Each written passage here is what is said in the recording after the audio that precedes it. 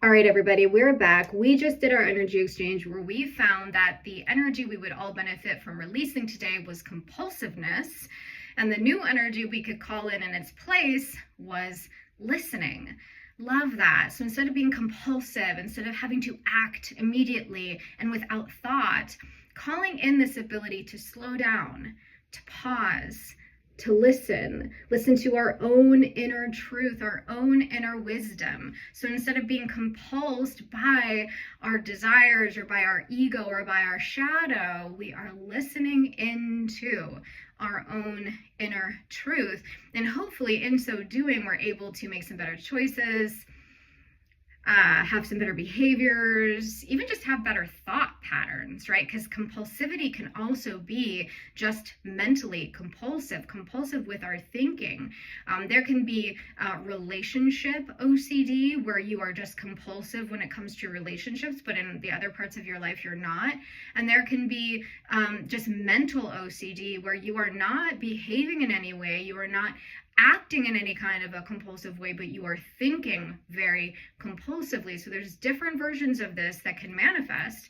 And so let's look at this. Let's look first at the root. This is always what we do. We go to the root first. So what is the root of this compulsiveness that we're experiencing today? Is this 6A or 6D? 6A. So let's dive into what is the root energy.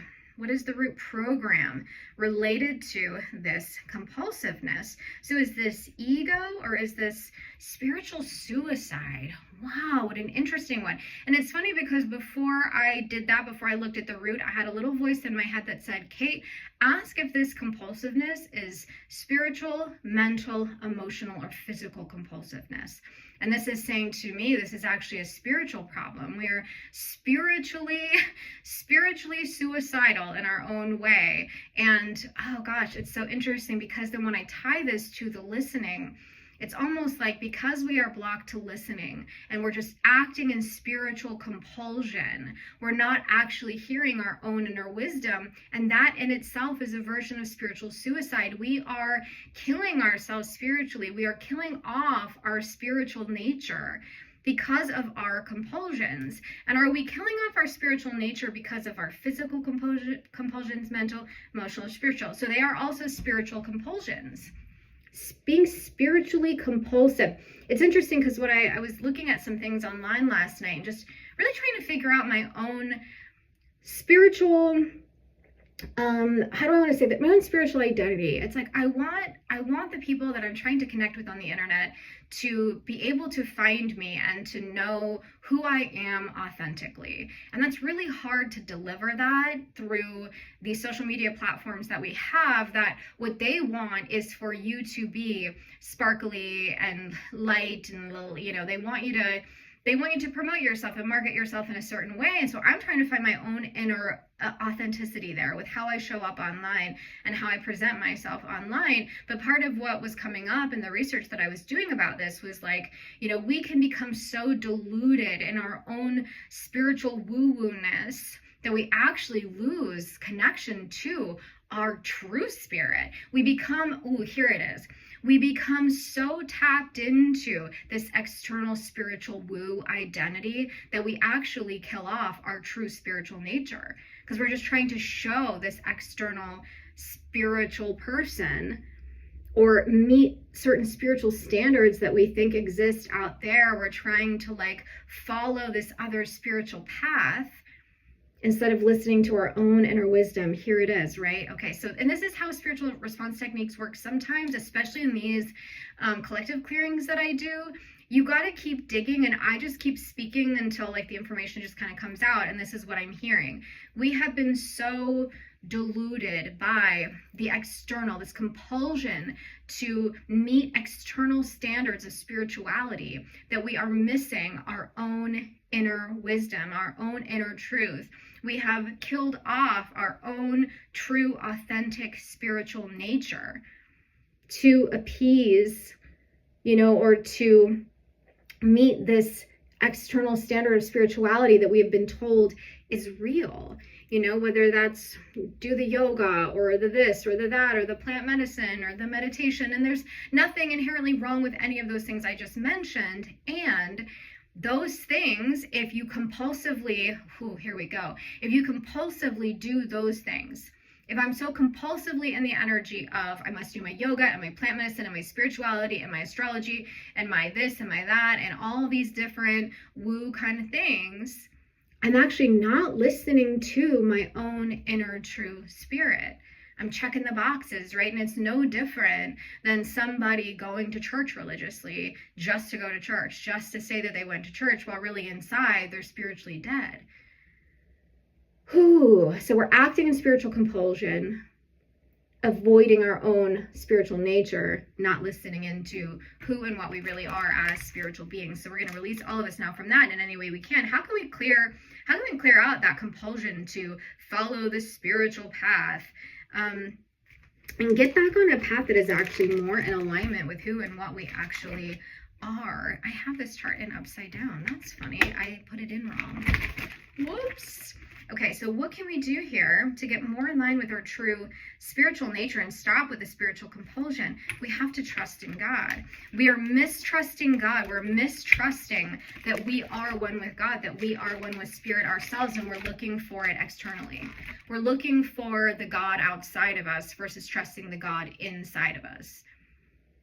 So I release myself now from any mistrust I've ever had in believing in the God inside of me. I release anything that's ever happened to me, any perceived betrayal by God that led me to believe that I can't trust, that I am one with God, that the true spiritual path is through God, not through anyone or anything else. It is not through any kind of practice. It is not through any kind of external modality. Yes, those are things you can do, but the true path to God is inside of yourself, and trusting in yourself, trusting in your own inner wisdom, your own inner authority, your own essence as spirit. That is where it's at. Truthfully, that is where it's at. Okay, so what else can we do here to help us drop into our listening? This is what I'm going to really be looking at, is dropping into our listening so that we can trust our own inner wisdom, trust God, trust who and what we are, believing that we are the Alpha and the Omega, the beginning and the end, believing that we are infinite, beautiful light beings. That's hard, I know. It's so easy to be skeptical because we don't have any evidence. All we have is faith. We might have folklore, we have stories, we have books, we have people with NDEs, right? Near-death experiences. We have people who have done plant medicine and come back on the other side with very similar stories.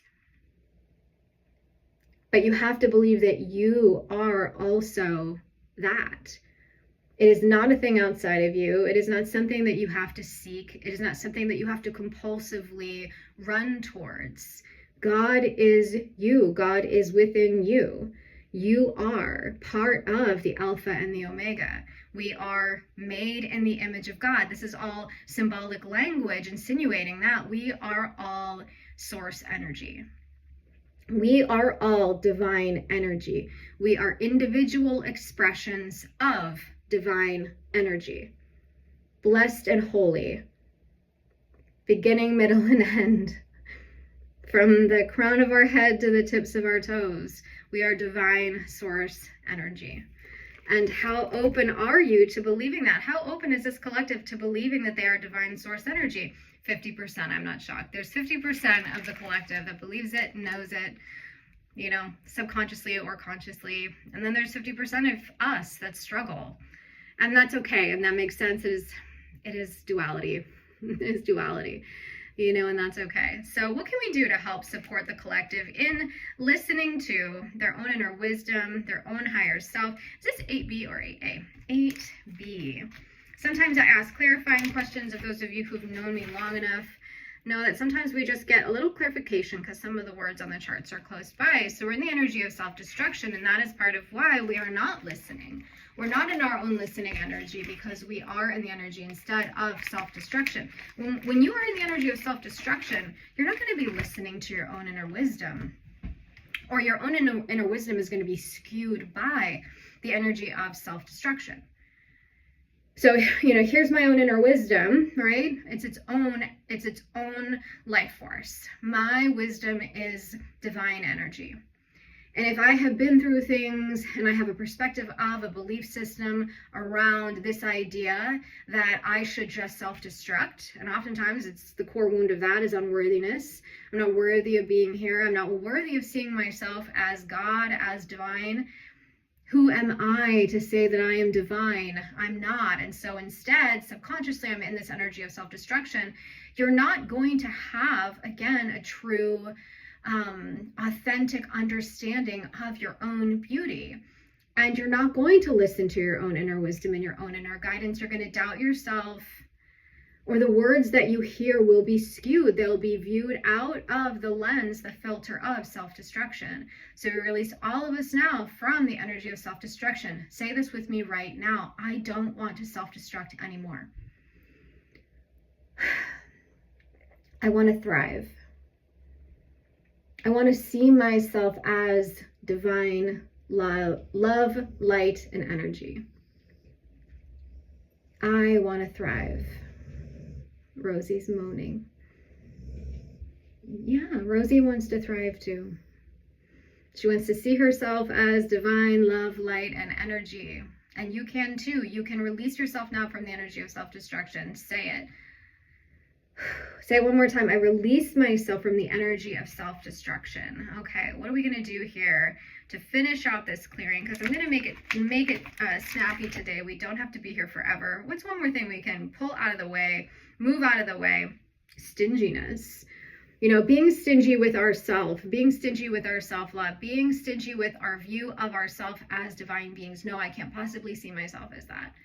Clearing all of us from the stingy vibes we're kind of giving off. Like, no, I cannot see myself as divine. I cannot give out divine energy because I do not receive divine energy, because I do not believe in the divine.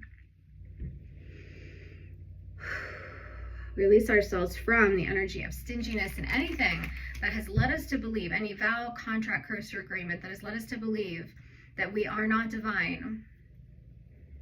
That the voices that we hear, our own inner wisdom, is not God, is not divinity. We release ourselves from that belief now.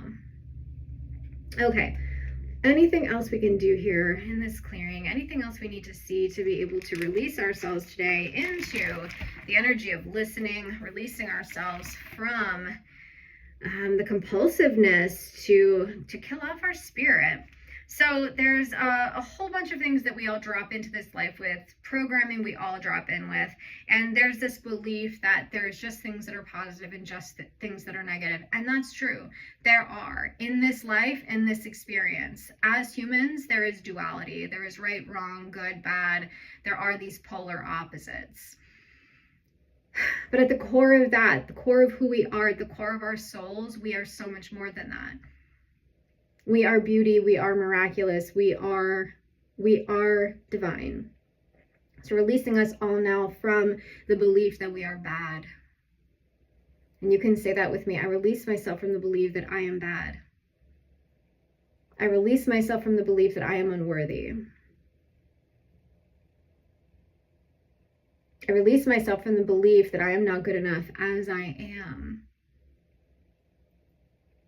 I release myself from the belief that my humanity prevents me from being divine.